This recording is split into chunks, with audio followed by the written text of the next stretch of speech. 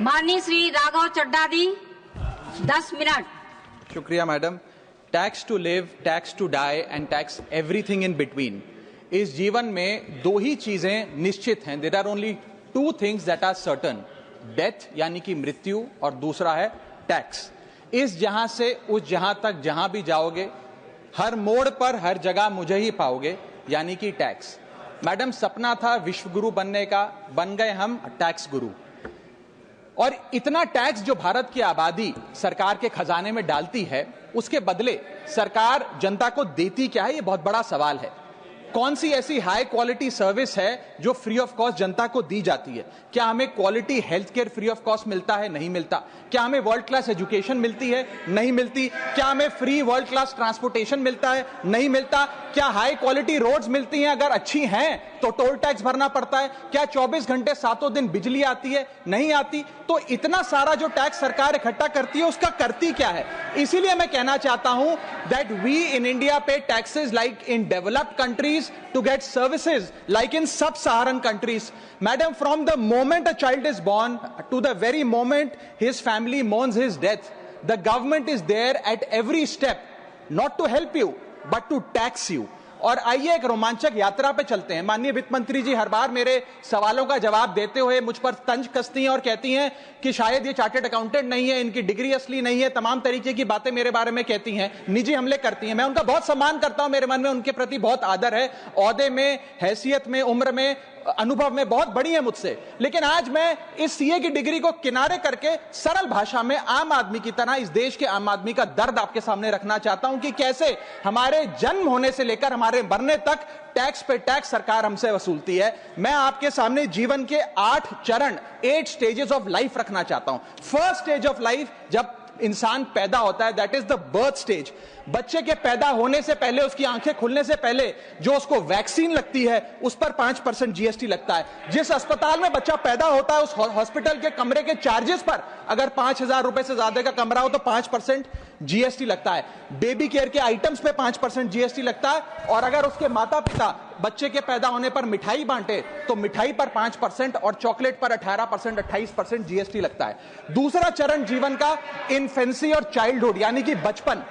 बचपन में baby food जो खरीदा जाता है उस पर 12 से 18% जीएसटी, डाइपर जो खरीदा जाता है उस पर 12% जीएसटी, बेबी स्ट्रोलर पे 5 से 12% जीएसटी, और जो खिलौने बच्चे को दिए जाते हैं उन खिलौनों पर भी 12% जीएसटी लिया जाता है। जब मुंडन होता है बच्चे का, पहला हेयर कट जिसे कहते हैं, उस हेयर कट की सर्विसेज पर भी 18% जीएसटी, और पहली बर्थडे पार्टी पर जो फोटोग्राफी होती है, फोटो खिंचवाई जाती है, उस फोटोग्राफी सर्विसेज पर भी 18% जीएसटी। यहां तक कि नामकरण की बर्थडे पार्टी जो की जाती है उस पर भी केटरिंग सर्विसेज से लेकर खान पर 18% जीएसटी सरकार वसूलती है। अब बच्चा स्कूल जाना शुरू करता है तो स्कूल जाने पर यूनिफॉर्म से लेकर जूतों, स्कूल बैग, लंच बॉक्स, सब पर जीएसटी लगता है। 12% जीएसटी नोटबुक पर लगता है, 18% जीएसटी स्टेशनरी आइटम पर लगता है। और उसके बाद अगर कोई एक्स्ट्रा करिकुलर एक्टिविटी बच्चे को करनी हो, कोई म्यूजिक क्लास करनी हो या फिर कोई स्पोर्ट्स कोचिंग की क्लास वो ले ले, उस पर भी 18% जीएसटी देना पड़ता है। प्राइवेट ट्यूशन ले तो उस पर भी जीएसटी,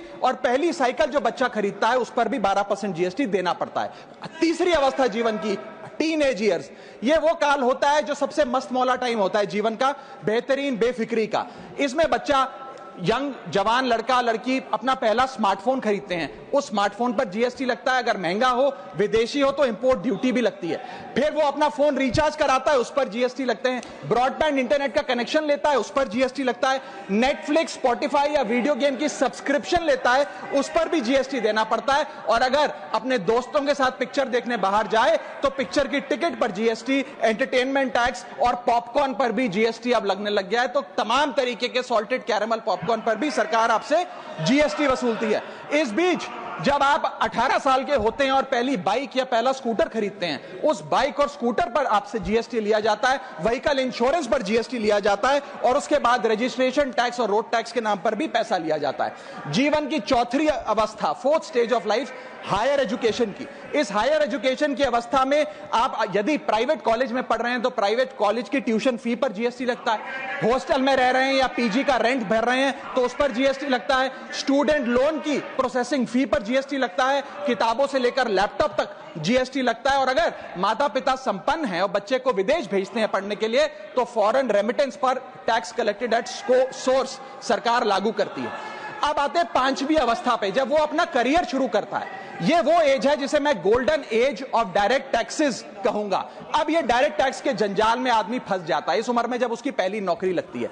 तो नौकरी में आमदनी अनुसार उसके स्लैब रेट के हिसाब से उस पर टीडीएस पहले काटा जाता है, मानो जेब काटी जा रही हो, और फिर इनकम टैक्स वसूला जाता है। जब पहली बार उसको पगार मिलती है, वेतन मिलता है, वो माता पिता या दोस्तों को बाहर खाने पे ले जाता है, पिक्चर दिखाने ले जाता है, उस खाने के बिल पर भी सरकार जीएसटी वसूलती है। और जैसे जैसे उसकी सैलरी बढ़ती है वैसे वैसे स्लैब अनुसार उससे इनकम टैक्स वसूला जाता है। इसके बाद आज वर्क फ्रॉम होम का कल्चर चल रहा है, तो वर्क फ्रॉम होम में इंटरनेट बिल्स हो, ब्रीफकेस हो, लैपटॉप हो, इन सारी चीजों की खरीद पर सरकार जीएसटी लेती है।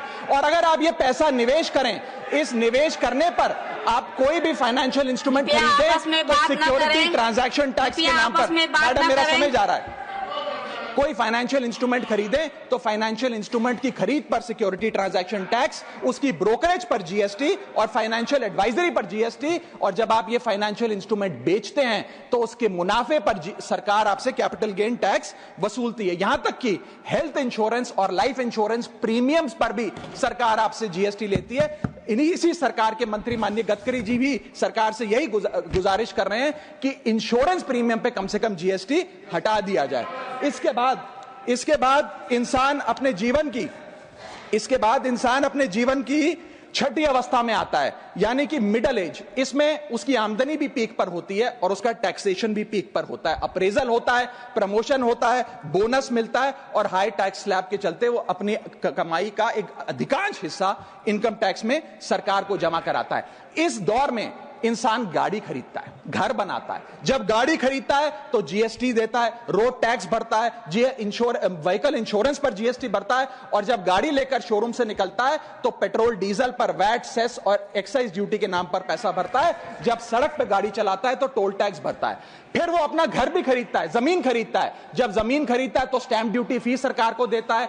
जब कंस्ट्रक्शन मटेरियल खरीदता है घर बनाने के लिए तो कंस्ट्रक्शन मटेरियल पे, चाहे वो सीमेंट हो, मार्बल हो, स्टील हो, उस पर जीएसटी देता है। उसके बाद जब कंस्ट्रक्शन सर्विसेज लेता है किसी बिल्डर से, ठेकेदार से, कॉन्ट्रैक्टर से, तो उस कंस्ट्रक्शन सेवाओं पर भी जीएसटी सरकार आपसे वसूलती है। और जब घर बन जाए तो एनुअल प्रॉपर्टी टैक्स और हाउस टैक्स के नाम पे आपसे पैसा लिया जाता है। और जब आपको पैसे की आवश्यकता पड़े और आप ये घर बेच दें तो कैपिटल गेन्स पर भी सरकार आपसे उस मुनाफे पे टैक्स वसूलती है।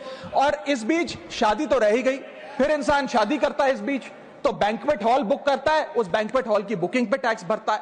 शामियाना, खाना, केटरिंग सर्विसेज लेता है, उस पर जीएसटी भरता है। ज्वेलरी खरीदता है, उस पर जीएसटी भरता है।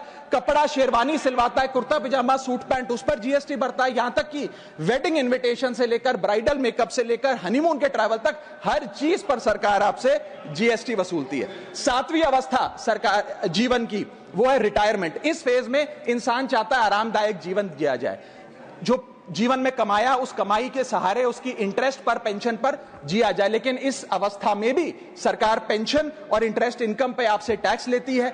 बूढ़ा हो जाता है, दवाई इलाज की जरूरत पड़ती है तो हेल्थ केयर बिल पर, दवाइयों पर आपसे जीएसटी लिया जाता है। लाइफ इंश्योरेंस और हेल्थ इंश्योरेंस प्रीमियम पर तो जीएसटी लेती है। और इस दौर में वो अपनी वसीयत लिखता है, फैमिली विल। उस फैमिली विल पर जो लीगल फीस देता है उस लीगल फीस पर भी उसे जीएसटी देना पड़ता है और स्टैंप ड्यूटी देनी पड़ती है। और आठवीं जीवन की अवस्था यानी कि जीवन की समाप्ति, जब उसका स्वर्गवास हो जाता है, उसके जीवन का अंत हो जाता है, यहां भी सरकारें उसका साथ नहीं छोड़ती। यहां पर भी सरकारें उस पर टैक्स लगाती हैं। जब कोई इंसान मरता है तो उसके अंतिम संस्कार में देसी घी, चंदन वुड, नारियल, इत्तर जैसा सामान इस्तेमाल होता है, उस पर भी जीएसटी लगता है। और जब उसके मरने के उपरांत अखबार में ऑबिचरी की इश्तेहार छपाया जाता है, उस पब्लिकेशन ऑफ ऑबिचरी न्यूज़पेपर पर भी 5% सरकार जीएसटी लेती है। और मरने के बाद जब प्रॉपर्टी उसके बच्चों को या परिवार वालों को दी जाती है, उस म्यूटेशन पर भी सरकार आपसे ड्यूटी सेस लेती है। यह है life cycle of taxation model. लेकिन मैडम सबसे जरूरी बात यह है कि इतना टैक्स देने के बाद सरकारें हमें देती क्या है। मैं जानता हूं कि टैक्स सरकार के लिए जरूरी है, इस सरकार के लिए नहीं, जितनी सरकारें इस देश में रही सबने टैक्स लगाकर जनता से पैसा लिया। टैक्सेस वास्तव में जरूरी हैं, लेकिन सवाल यह है कि क्या ये टैक्सेस हमारी इकोनॉमी को बढ़ा रहे हैं या हमारी इकोनॉमी को खा रहे हैं? क्या इससे हमारी जिंदगी बेहतर हो रही है या हमारी जिंदगी बदतर हो रही है? इतने टैक्स लगाने की वजह से आज हमारी आमदनी घट रही है, इस वजह से खपत गिर रही है, कंजम्पशन गिर रही है, डिमांड नहीं बढ़ रही है और प्रोडक्शन गिर रही है। इस वजह से पूरा इकोनॉमिक साइकिल जो हमारा इकोनॉमी का चक्का है वो धीमा हो गया है। मैडम, इस देश में, बस समाप्त कर रहा हूं, इस देश में मैं मेरी पार्टी के टाइम से आप ले लीजिएगा, मेरी पार्टी के टाइम से ले लीजिएगा। मैडम, इस देश में 80 करोड़ जनता 5 किलो फ्री राशन के सहारे जी रही है। आपको जान के अचंभा होगा, इस 80 करोड़ जनता से भी ये सारा जीएसटी लिया जाता है, दिन प्रतिदिन लिया जाता है, जो आज मैंने पढ़ के सुनाया। सिर्फ अमीर नहीं, गरीब से गरीब आदमी भी जीएसटी देता है। और अंत में मैं बस इतना ही कहना चाहूंगा कि क्योंकि इतना टैक्स लगा लगाकर सरकारें जनता का खून चूसती हैं, उस वजह से आज एफएमसीजी की सेल्स घट रही हैं, एफएमसीजी के स्टॉक गिर रहे हैं, कंजम्पशन डाउन हो रही है, नई गाड़ियों की सेल श्रिंक कर रही है, तमाम तरीके की जितनी भी न्यू परचेजेस होती हैं उसमें मंदी देखी जा रही है। सरकार को जीएसटी कम करना चाहिए, कम करेंगे तो जनता की जेब में पैसा आएगा, पैसा आएगा तो मांग बढ़ेगी, खपत बढ़ेगी और इकोनॉमी का चक्का चलेगा। आपका समय समाप्त। बहुत बहुत शुक्रिया।